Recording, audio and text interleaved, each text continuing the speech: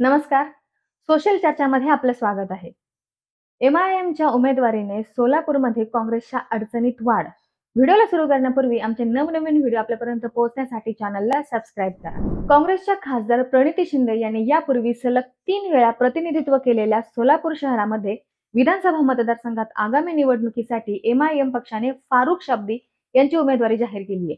यामुळे महाविकास आघाडीला संघर्ष करावा लागेल. तर दुसरीकडे महायुतीमध्ये भाजप हा मतदारसंघ शिंदे गटाकडून घेण्यासाठी प्रयत्न करण्याची चिन्ह आहेत. सोलापूर शहरामध्ये विधानसभा मतदारसंघात 35% मुस्लिम मतदार आहेत. त्या पाठोपाठ तेलुगू भाषक पद्मशाली विणकरण समाजही मोठा आहे. या समाजावर गेल्या काही वर्षांपासून राष्ट्रीय स्वयंसेवक संघाचा प्रभाव दिसून येतो.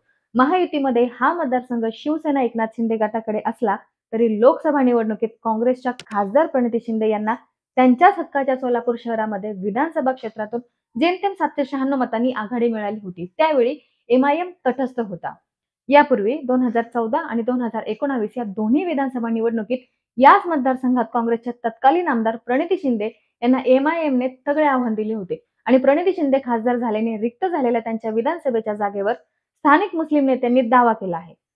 तर माकपचे नेते माजी आमदार नरसय्या आडम यांनी महाविकास आघाडीत शहर मध्येची ही जागा मिळेल हे गृहीत धरून प्रचारही सुरू केलाय. या पार्श्वभूमीवर एमआयएम पक्षाने फारुख शाब्दे यांची उमेदवारी जाहीर केल्यामुळे भाजपचे आव्हान परतावून लावण्याच्या दृष्टीने महाविकास आघाडीच्या अडचणी वाढल्याचे बोलले जाते.